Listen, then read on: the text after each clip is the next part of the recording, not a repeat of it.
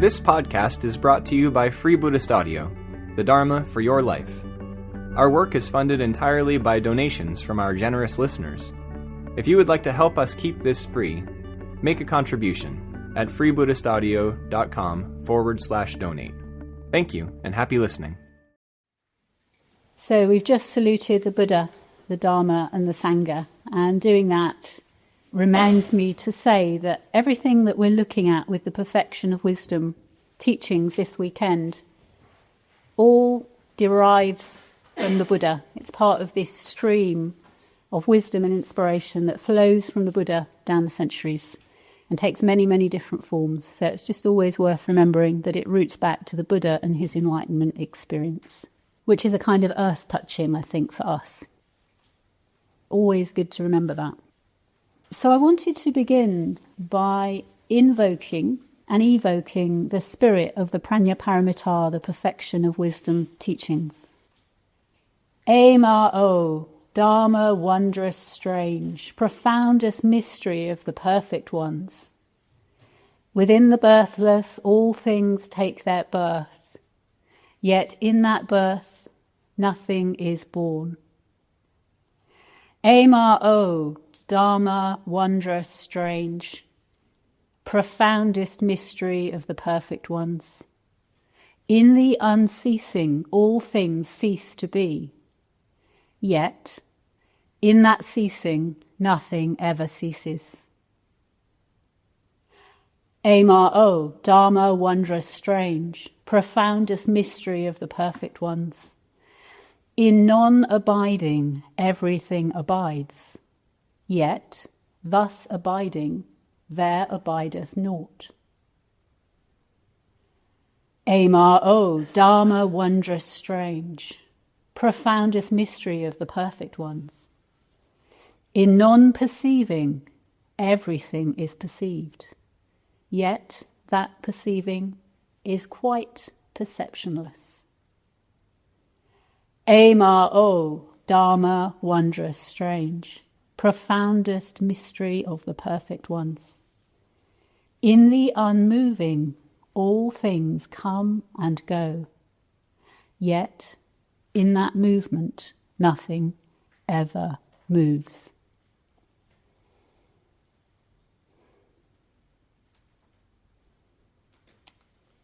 So we could actually, quite fruitfully probably, sit here for the rest of the morning with that and let that percolate into us. It's actually not from the Diamond Sutra, which is the subject I'm talking about this morning, but it's very much the spirit for perfection of wisdom. And I first heard that probably over 20 years ago during the Mitra study course, and it lodged with me, and it's like a bit of grit that stayed with me and fascinated me ever since. And it's often used as an evocation of the spirit of the perfection of wisdom. So, as Badra said last night, just to say we're not going to sit in silence for an hour. I'm going to actually give you some context for the perfection of wisdom and then talk more specifically about the Diamond Sutra, which is a very, very important sutra in the perfection of wisdom tradition, as we'll see, and for us in Triratna. So, as Badra said last night, wisdom beyond words, which we've got here on the shrine, is a book of Sangharakshita's which deals with 3 of the sutras in what is known as the perfection of wisdom tradition. It's a part of the Mahayana tradition, and it's evolved out of early Buddhism. There's lots one could say about the origins of this tradition, but I think the way I've always appreciated understanding it is that there was the historical Buddha, and he taught orally, so nothing was written down. Everything that he taught was memorized and passed on from generation to generation, and that carried on for several hundred years before it started to be written down. And then, so the Buddha was about 500 before the Common Era, before Christ. And about the 3rd century, so hundreds of years after the Buddha, there was a development in this memorizing and passing on of the Buddha's teachings called the Abhidharma, and they started to want to make it all a bit tighter, and a bit clearer and a bit more systematized, summarized, more and more abstract, actually. It's like they boiled it down and they went, oh, you could have this list and you could have that list, and this ties up like that and this ties up like that. Anyway, the point I want to make is that Sangharakshita, in A Survey of Buddhism, explains that basically they took it so far that they ended up boiling down the Buddha's teachings till they thought you had actual bits of things that didn't change, that weren't impermanent, and that really existed. And that's really problematic, because that's absolutely not the spirit of what the Buddha taught. So they kind of went just way too far in one direction, really. And there's a lovely bit, actually, in the survey where Bhante says that the Abhidharma was a development of the Buddha's teaching, and it can be regarded as legitimate, necessary and helpful, but there's a danger of treating the categories that it uses as metaphysical realities, so actual bits of things, not just as provisional, as a method of explaining things. Yeah? Yes, that's very much an important thing to remember. And he says, thus reducing the scriptures to a gigantic card index system and substituting for insight a retentive memory. So they're very pleased they could remember it all, but actually, basically, the feeling was, and what Bhante says is that they'd lost the spirit. Yeah.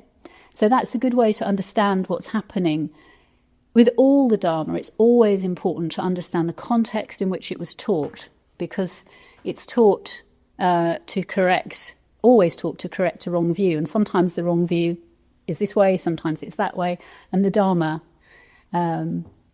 addresses that. And that's very much what the perfection of wisdom is doing. It's addressing this wrong view that there's anything that is fixed and unchanging. So the perfection of wisdom teachings emerged around about 100 years before the Common Era, it's thought. As I say, you can see it as a way of reconnecting with the spirit of the Buddha's teachings to correct this error. And we know from the Heart Sutra, there's that verse, all things are by nature void. They are not born or destroyed, nor are they stained or pure, nor do they wax or wane. So it's very good to have the Heart Sutra as that point of reference to come back to. The Heart Sutra is the most succinct of the Perfection of Wisdom sutras. Well, I say that. There is the Perfection of Wisdom. There's a Perfection of Wisdom in 100,000 lines. There's a Perfection of Wisdom in 8,000 lines. There's also the Perfection of Wisdom in one letter, which is which means not. Well, everything it is not. But for practical purposes, the Heart Sutra is the most succinct presentation of the Perfection of Wisdom sutras, and we learn it by heart. It has that key place at the heart of our sevenfold puja. And it is really, really worth learning by heart. Then you've got it, and it is interesting how sometimes a part of it will come to mind when you need it. It's the first sutra that Bhante explores in the book Wisdom Beyond Words, and as you know, we're exploring it currently with this great season on Sangha night that Taranita and Kulajalani and Bodhipushpa are doing. And do catch Taranita's talk and Kulajalani's sessions. They're going to be available online, so the Heart Sutra is very important. And the second sutra in the book is known as the Diamond Sutra. The perfection of wisdom that cuts like a diamond. And that's what I'm going to be talking about this morning. One of its most famous verses, which you might have come across, expresses again the essence of the perfection of wisdom. As stars, a fault of vision, as a lamp, a mock show, dewdrops or a bubble, a dream, a lightning flash or a cloud, so should one view what is conditioned. As stars, a fault of vision, as a lamp, a mock show, dewdrops or a bubble, a dream, a lightning flash or cloud, so should one view what is conditioned. So actually that's another place we could stop. We could stop now, go into Greeks and spend the rest of the weekend discussing that, in fact, but we're not going to.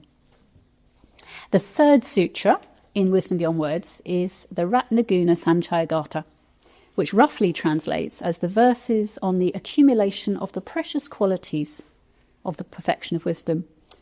It's the same perfection of wisdom, but it's a very, very different angle, a very different emphasis on it, as we'll find out tomorrow when Bajra does his talk on that. But I did want to mention one stanza, another 4-line stanza from the Ratnaguna Sanchayagata, which interestingly has just been in the air this week. Those of us who've been involved in the ritual course that finished on Wednesday night, Dharma Vajri beautifully led the second part of the evening, and this stanza appeared. And it may well appear later on. I won't say more about that, but there's another strand where it's been appearing. Call forth as much as you can of love, of respect, and of faith. Remove the obstructing defilements and clear away all your taints. Listen to the perfect wisdom of the gentle Buddhas, taught for the weal of the world, for heroic spirits intended. So I won't say that one twice because we're going to hear it again. But it's called the preliminary admonition at the start of the Ratnaguna Sanchayagata, and it's like, this is what you need to do to prepare yourself. It's the perfect wisdom of the gentle Buddhas, but it's for heroic spirits intended. It's challenging, yeah. Again, we could have the rest of the weekend just on that 4 lines. So in a way, this weekend's a taster of different approaches to the perfection of wisdom. And I'd really encourage you, if something captures your interest, to follow it up. Bhante's book, Wisdom Beyond Words, is wonderful. You can get it as a hard copy book, you can get it as an ebook. There's also a free audiobook online. It's masses in it.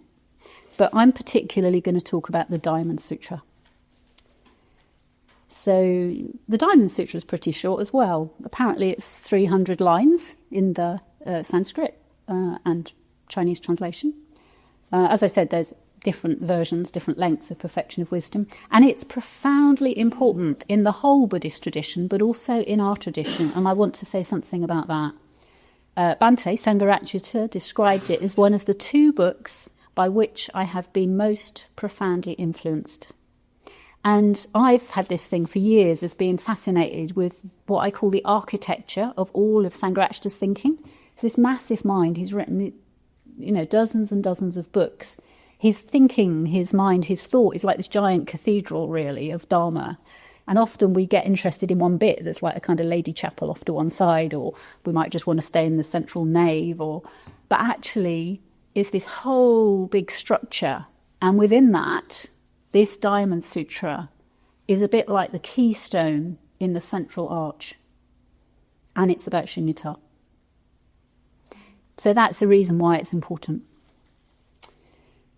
It's also the world's earliest dated printed book. By another lovely coincidence, last year Sadhajivani gave me this little facsimile from the British Museum. It actually is in the British Museum. And I'll put this on the shrine actually as a facsimile of the actual. It's of a Chinese translation that was done about 400 AD. And so even kind of in the temporal world, it's a significant book actually. Yeah. And it's baffling. You may have got a taste of that from the sense of the perfection of wisdom that I evoked earlier.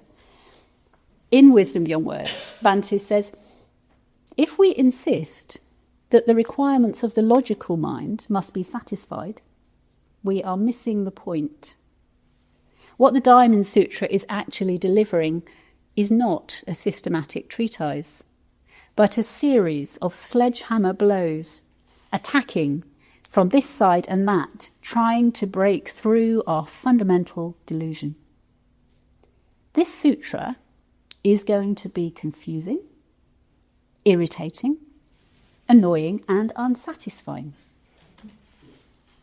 And perhaps we cannot ask for it to be otherwise. If it were all set forth neatly and clearly, leaving no loose ends, we might be in danger of thinking that we had grasped the perfection of wisdom. So again, let's just remind ourselves of the more familiar Heart Sutra. So know that the Bodhisattva, holding to nothing whatever but dwelling in prajna wisdom, is freed of delusive hindrance, rid of the fear bred by it, and reaches clearest nirvana. All Buddhas of past and present, Buddhas of future time, using this prajna wisdom, come to full and perfect vision. So the crucial bit is holding to nothing whatever, but dwelling in prajna wisdom. So this wisdom isn't something we can grasp with our rational minds. It's something we need to learn how to dwell in. We need to be able to let go of the grip of the conceptual mind and dwell in a much greater mandala of awareness, which is part of Badra's territory for tomorrow. Having said that, I want to give you a little bit more historical context. This sutra itself was said to have been transmitted orally, without being written down, for hundreds of years after the Buddha's parinirvana, his death. And they say it was written down in the 2nd century of the Common Era, and then it was translated from Sanskrit into Chinese in about 400. And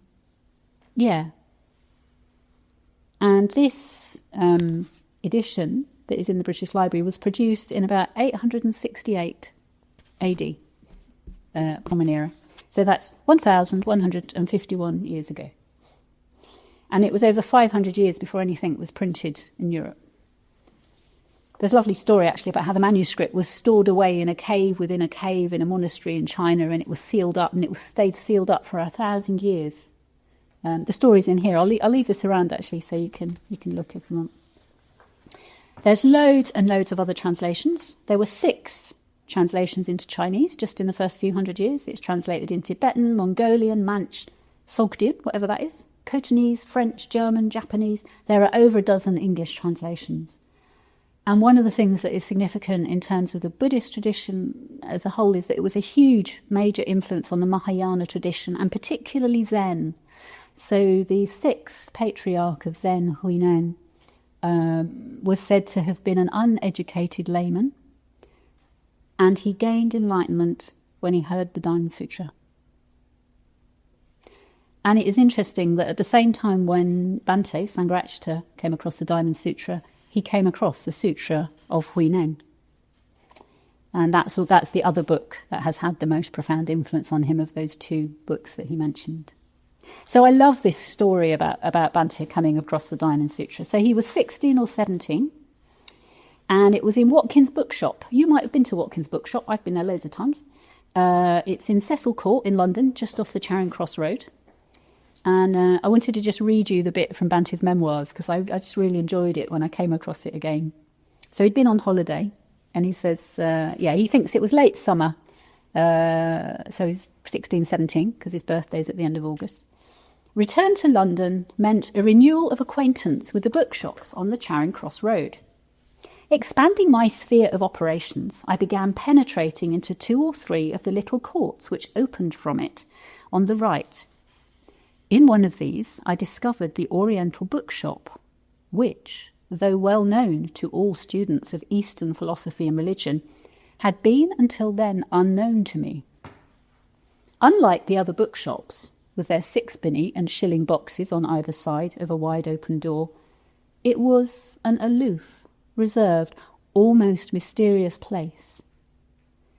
In a single box outside the empty window on the left were some damaged specimens of the lighter sort of theosophical literature. The windows on the right contained expensive books on the occult sciences. The door between was shut fast. Only after I had several times stopped to thumb the damaged volumes did I venture inside. The interior of the shop was even less like that of a bookshop than the exterior, though through the door at the back of the shop could be seen an octogenarian gentleman in very powerful spectacles, sitting at a desk. Above the mantelpiece behind him hung a life-size photograph of Madame Blavatsky. At John Watkins, which thereafter I visited frequently, I bought the 2 books by which I have been most profoundly influenced. These were the Diamond Sutra, which I read first in Gemmell and then Max Muller's translation, and the Sutra of Huineng. If, when I read Isis Unveiled, that's Madame Blavatsky's book, I knew that I was not a Christian. When I read the Diamond Sutra, I knew that I was a Buddhist. Even though this book epitomizes a teaching of such refined sublimity that even arahants, saints who have attained individual nirvana, are said to have become confused and afraid when they heard it for the first time, I at once joyfully embraced it with an unqualified acceptance and assent. To me, the Diamond Sutra was not new. I had known it and believed it and realized it ages before, and the reading of the sutra, as it were, awoke me to the existence of something I had forgotten. Once I realized that I was a Buddhist, it seemed that I had always been one, that it was the most natural thing in the world to be, and that I had never been anything else. I don't know how many times he's told that story. It comes up again and again, and it's absolutely a pivotal moment. And I've been fascinated by it for years. It really is describing an experience of a moment of vision with a capital V. And the fact that that then unfolded over all those decades afterwards, it unfolded into his extraordinary life, it's unfolded into our extraordinary order and movement. It seems to me that that really perfectly exemplifies what he talks about in Vision and Transformation, that book on the Buddha's Noble Eightfold Path, when he talks about vision. An experience of a glimpse of something that changes how we see the world, or names something we already know that we haven't been able to name before. And having experienced it, or glimpsed it, or named it, it carries on, having an effect. And it causes us to transform in response to what we've seen or experienced. That's something we could explore in our groups later. What have those glimpses, experiences been for us? In a way, that might be our glimpse of the perfection of wisdom, or, well, as Badra was saying last night, when the Naga princess has appeared. So I really wanted to understand how it was that this coming across the Diamond Sutra could have such a profound effect on Sangharakshita at the age of 16 or 17. He hadn't meditated, he'd read massively, but this one thing had such a huge effect.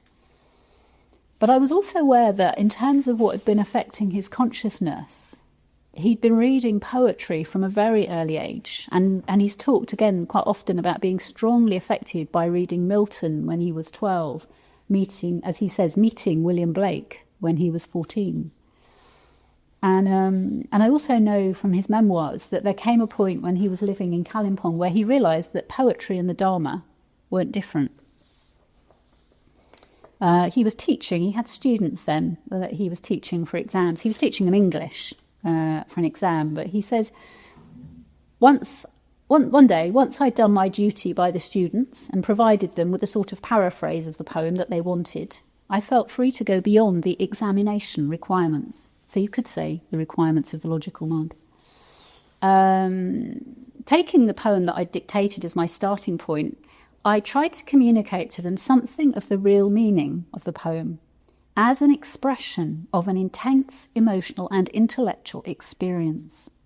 An experience that was of universal significance and value. One day, the class was particularly attentive, and I was feeling more than usually inspired. I was explaining the last verse of Shelley's poem, The Cloud, and discovering in it greater and greater depths of meaning, when suddenly I realised that I was teaching the students Buddhism. It was not that I'd forgotten about the poem I was supposed to be explaining and had unconsciously slipped into teaching Buddhism. Instead, in explaining the poem, I was teaching Buddhism. This could only mean that at a certain level of experience, poetry and Buddhism, poetry and the Dharma were the same thing. It was a sense in which beauty was truth and truth beauty. And even if this was not all that I needed to know on earth, it had at least become clear to me that my interest in poetry was not incompatible with a spiritual life. So that had been his massive conflict up until then. Sangharakshita the poet, Sangharakshita the monk. So there's this sense of this coming together. And I think what this is pointing to is that the truth that's in the perfection of wisdom is the same truth that we can find in poetry. Well, he'll say more later about this. You can find it in many different places. It doesn't have to be in a sutra with perfection of wisdom written on the cover. So I was just very interested in this connection between poetry and the Diamond Sutra particularly, and the Dharma. And I decided to ask some of my more in preparing this talk, I decided to ask some people I know in the order with lots of experience what they thought about this connection, because I felt it was really important for us, this whole thing about how we translate the Dharma into Western culture. What's going on in Bhante's experience that brings all this together? So I wrote to Padmavajra, who wrote back almost straight away, and he said, it's Bhante's imaginative identification that's important. And he says that Bhante said at one time that when he reads, for example, Plotinus, he becomes a Neoplatonist. And another time he said when he was hearing Milton, he felt like he was inhabiting Milton's vast consciousness. So reading for him is a profound imaginative and spiritual experience. And then he said this lovely line I really liked. He said, there is an acute and refined sensitivity which can go anywhere. So he can just enter these different realms. So he entered the realm of Blake, he entered the realm of Milton, then he enters this realm of the perfection of wisdom at the age of 16. Poetry, this is Padmavajra, poetry and religious texts for him cannot be separated. Aesthetic and transcendental experience flow into one another. In Bhante's early poetry, it comes across with great simplicity and directness. And there's another interesting coincidence, synchronicity moment here, because this verse that I'm about to read is the very verse that Taranita and Kulajanli chose for the blurb for their season on the Heart Sutra. It's 3 lines of Sangharakshita from a poem called The Unseen Flower. And Bhante says, compassion is far more than emotion. It is something that springs up in the emptiness when you yourself are not there. Compassion is far more than emotion. It is something that springs up in the emptiness when you yourself are not there. And Padmavajra concluded, perhaps you could see this as a restatement of the Diamond Sutra in the simplest of terms. He went on to point me at a talk of Bhante's where he's talking about dreams and rebirth. It's a very interesting talk. And Bhante says, Padmavajra said, maybe we're not dealing with a continuity in this life. Maybe the Diamond Sutra is of a different order that can't be reduced to anything before. You know, where did this? Well, Bhante says, I recognise something I had forgotten. And in this talk that I listened to, Bhante says, from the very beginning there was a very definite direction of my life, of my whole force of being. And he describes encountering a Buddha figure when he was 8, and then when he was 12 or 13, buying a little Buddha figure in Brighton and buying some incense and lighting incense in front of it, and he didn't know what he was doing. I came across the translations of the Diamond Sutra and the Sutra of Huineng, and when I read these, especially the Diamond Sutra, I at once felt, this is what I really believe. This is what I have believed all the time. I have always believed what this sutra teaches. This was my actual experience, my actual realization at the time. And he goes on to say, so sometimes I wonder, where did this tremendous urge come from? This urge which has played such a dominant part in my life for 60 years. I look back and think of what sort of surroundings I was born into. Very ordinary, working-class surroundings, in Tooting of all places. So what was there to account for my interest? I can only presume that in all likelihood it was some powerful samskara, or habit pattern, samskara carried over from a previous existence, which had impelled me to follow a path I had followed before, and to reconnect with teachings and practices and experiences with which I had been connected in previous lives. And he goes on and he says, so this has always been to me one of the considerations which has led me to accept the idea of rebirth. So he goes on in the talk to say quite a lot about why he says it's a consideration. And he says, fundamentally because the consideration, it's not a proof, it's just something to bear in mind that kind of points in that direction, points to staying open-minded about that. And I think the reason this is important to us as we approach the Diamond Sutra is that we've got this document in historical time, but actually it's the perfection of wisdom which is outside of space and time. And again, it's asking us to expand our consciousnesses between this mundane material, from this mundane material world to something altogether vaster. So Pamavajra only wrote to me. He didn't write to the other people that I wrote to. But then I had an email from Perna in New Zealand who said almost the same thing as Pamavajra, which was interesting. He recalled an anecdote that Bhante's companion Paramartha had told about this capacity of Bhante's to be receptive, very open, to go anywhere kind of receptivity. And he described it as a susceptibility, so very open, receptive, susceptibility. And he tells this story of Bhante in 2018. He was having read to him Carlo Rovelli's book, Reality is Not What It Seems. So this is a book about quantum physics, I think. And Bhante wrote this note, about science and poetry. And he mentions Rovelli, and Rovelli also refers to Dante, the poet Dante, and his Paradiso, and how great science and great poetry are both visionary and may even arrive at the same intuitions. Dante moves us deeply, touching are the sources of our emotion. Einstein opens a road towards the unsolved mysteries of our universe. But both count as among the most beautiful and significant flights that the mind can achieve. And Paramartha's described how he saw Bhante after he'd been listening to this stuff, and he said he was in a state of shock, actually. And it actually affected him for 2 days after he'd been listening to this. So Perna concluded, one of the personal reflections this has drawn me into was the strength of feeling and connection that Bhante is able to make in certain situations, not approaching things superficially. I suspect we need to understand the impact of the Diamond Sutra on him as a young man in terms of this susceptibility, this openness.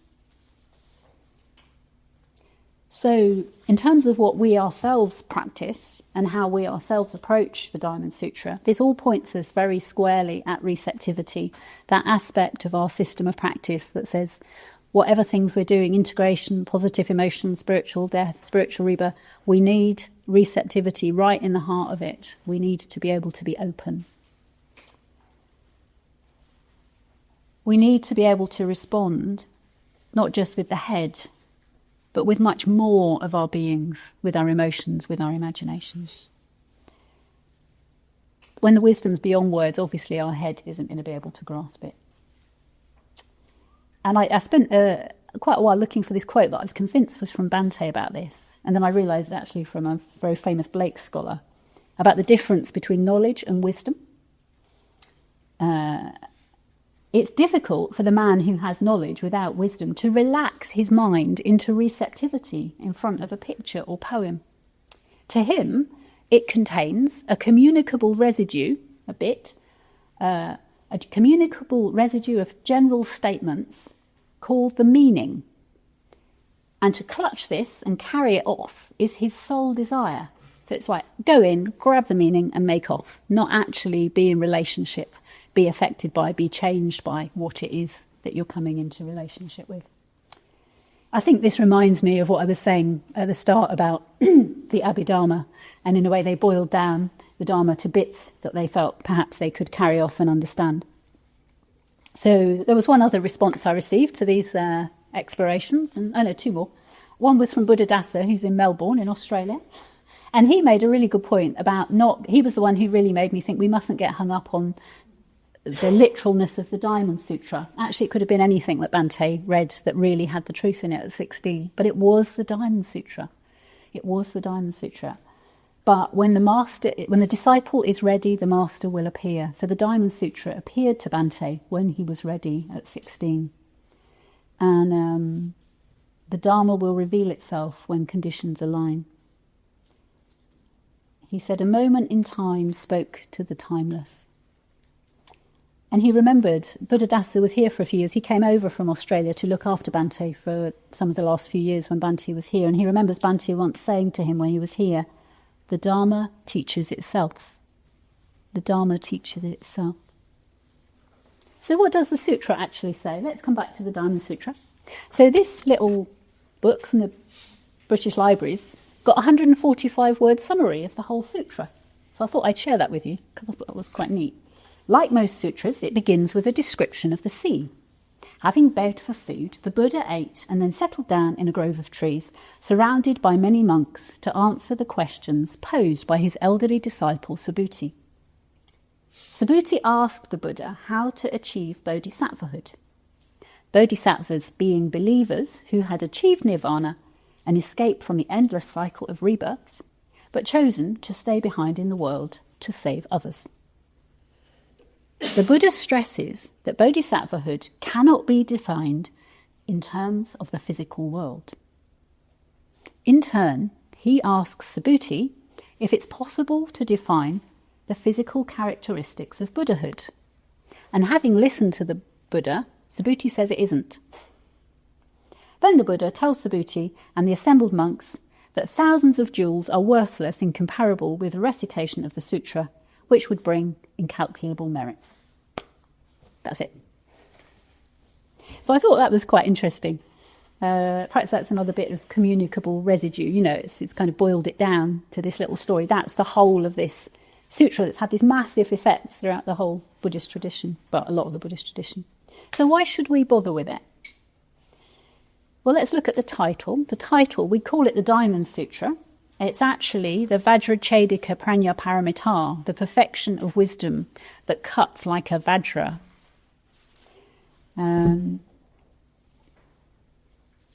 Diamond translates vajra, but actually that's only translating half of the word vajra, because actually a vajra is a diamond thunderbolt. There's a bit more going on. And we've looked at that. I've sat actually in this very chair, in this very room, and talked about this, I think, the year before last. Because what you have in the Vajra is one end, you've got the 5 prongs, which are the 5 poisons: greed, hatred, delusion, conceit, envy. You've got, normally there's a sphere. Obviously, this is a kind of homemade Vajra. This bit in the middle symbolises a sphere, which is shunyata. And then the other end, you've got the 5 wisdoms, or the 5 enlightened aspects of the Buddha's mind. Last year we looked at the 5 spiritual faculties: faith, wisdom, energy, samadhi, and mindfulness. You know, so the poisons can transform through shunyata, but you need to break through. So the diamond cutter is cutting away at the delusions that stop us reaching towards this enlightened mind, manifesting this enlightened mind. And it's interesting because in the Buddhist tradition, the Vajra is associated with compassion.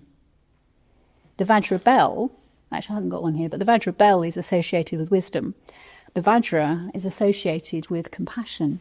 And I thought actually you could see it's a symbol of unbreakable kindness. Unbreakable kindness.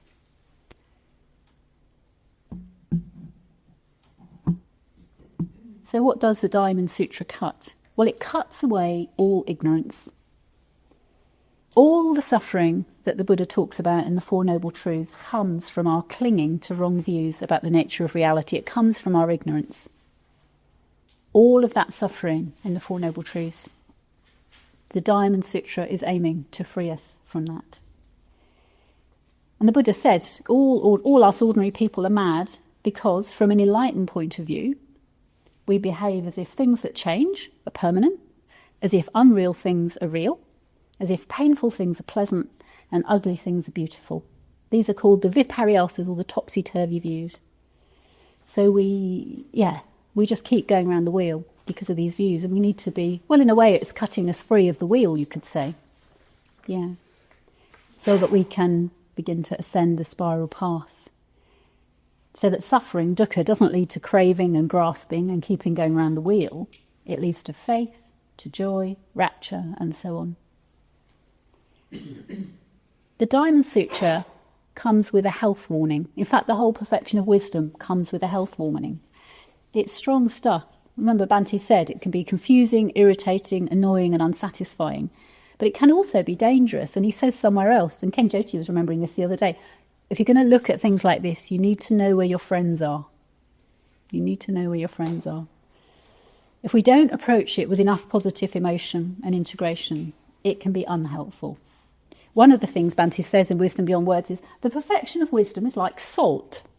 An exclusive diet of it probably wouldn't do you much good. But you need a pinch of it in your spiritual diet all the time. It gives a little flavour. A flavour of irrelevance. So I suspect Bhadra might be talking about the territory of irrelevance tomorrow.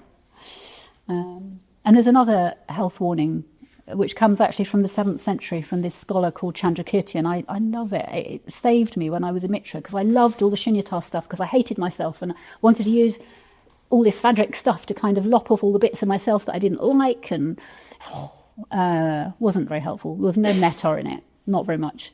And Chandrakirti says, it's better to have a view of the self as high as Mount Sumeru than to have the wrong idea of emptiness, of shunyata. Because if you are sick, then medicine can cure you. But if your medicine has become your poison, what hope do you have? So it's very similar to the thing about salt. You know, a bit can be medicine, but actually too much can be poison. You need this mandala of the different faculties. You need positive emotion, you need integration. So it's interesting, in the sutra itself has the Buddha talking to this character Subhuti, the historical Subhuti obviously, who was one of the Buddha's main 10 disciples. And what I didn't know till I started preparing this talk is that the disciples all have different qualities that they're renowned for. And Subhuti was the foremost in giving gifts, and also he was renowned for his practice of the metta bhavana. And when he went round every day on his alms round, it said that he used to cultivate metta jhana at the door of each house before he went. So it's a dhyana of metta, a very positive, refined mental state of metta before he went to each house. So the Buddha would have known this. He's giving Subhuti this teaching because he knows he can take it. You know, he's really... But also, it's that thing of he had a lot of that, perhaps he needed a bit of this. But he wasn't lacking in positive emotion. Yeah. Time's getting on. There's not loads one could say about the structure of the sutra. If you look at it, it actually isn't a beautifully structured sutra. Unfortunately, I wasn't able to do a perfect 10-point one-side of A4 summary, as some of you know I'm quite fond of. And interestingly, down the years, the different commentators also struggled with this, until finally one of them realised that what we've got in the sutra is the Buddha's responses to Subhuti, but they only wrote down the Buddha's responses. They didn't write down what Subhuti said. And what Subhuti was saying was all his doubts. So we've only got these responses. It's very, very interesting. But Han Shan managed to work out by some mysterious means that Subhuti had 35 doubts. There were 17 coarse doubts and 18 subtle doubts. And somewhere in my researches I found a summary of what the 3 main areas were, and then I lost it again. But anyway, I think the point is here about doubt. And I think the fact is we all have our own doubts, and in a way the message of the Diamond Sutra is that all our sufferings derive from these views, which include our doubts that get in our way, that stop us becoming free. So doubt would be an interesting one. What doubts could you be cut free from by the perfection of wisdom? That might be an interesting one for the groups. So, in this last section of the talk, I'm just going to share some very brief passages from the sutra. As the sutra itself said, and Bhante's also often said, we don't need vast quantities of the Dharma. We just need to really engage with a few lines that really speak to us and challenge us and enable us to change. And in fact, right at the end of the sutra, the Buddha says, you could fill worlds, a bodhisattva could fill world systems immeasurable and incalculable with the 7 precious things, give them to the Tathagatas and the Arahants. they could do all these massive offerings. On the other hand, a son or daughter of good family could take but one stanza of 4 lines of the Prajnaparamita, bear it in mind, demonstrate, recite, study and illuminate it for others, and that latter would beget a greater heap of merit. So there's a massive, to really engage even with 4 lines is a massively meritorious, beneficial practice. So near the beginning is this one paragraph that pretty much epitomises the whole paradox in the perfection of wisdom and the Bodhisattva ideal. I won't read you the whole paragraph, but the crucial aspects. A Bodhisattva should produce a thought in this manner: as many beings as there are in this universe of beings, all these I must lead to nirvana. So the Bodhisattva vows to save all beings. And yet, although innumerable beings have thus been led to nirvana, no being at all has been led to nirvana. He is not to be called a bodhisattva in whom the notion of a self or of a being should take place, or the notion of a living soul or of a person. So what this is saying is that the bodhisattva from compassion vows to save all beings. From wisdom knows that there are no beings to save. That's the huge, challenging paradox at the heart of the Diamond Sutra. I was going to say something about how we might approach that through the 2 truths of absolute and relative truth, or conventional and absolute truth. I don't have time to go into that, but I'll mention that for people leading the groups in case it's helpful. The heart of it is this clinging to the idea that there is a definite outcome to be achieved. It comes back again and again to ego clinging and clinging to this. Fixation is another word that's been used quite a lot in translations of the sutra. Fixing in any way, but back to holding to nothing whatever. The difference between holding to something and coursing. And it brought to mind Blake, that very famous stanza of Blake that you've probably all heard, and it's got a lot of wisdom in it. He who binds to himself a joy doth the winged life destroy. He who kisses the joy as it flies lives in eternity's sunrise. He who binds to himself a joy doth the winged life destroy. He who kisses the joy as it flies lives in eternity's sunrise. That summary from the British Museum mentioned the Buddha asking Subhuti if he could recognise the Buddha by his physical characteristics, by his form. Could say, for those of you who were here last year, his Nirmanakaya. The Buddha's got these 3 bodies: form body, glorious imaginal body, and ultimate Dharmakaya body. And there's this very famous stanza, which is another really part of the Diamond Sutra. Those who by my form did see me, those who followed me by voice, this is the Buddha speaking, wrong the efforts they engaged in. Me those people will not see. From the Dharma should one see the Buddha.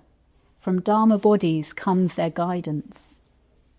Yet Dharma's true nature cannot be discerned, and no one can be conscious of it as an object. That's another one that's lodged in my mind ever since that Mitra course, where we met the perfection of wisdom. And a couple of years ago, I started singing, and it acquired a tune.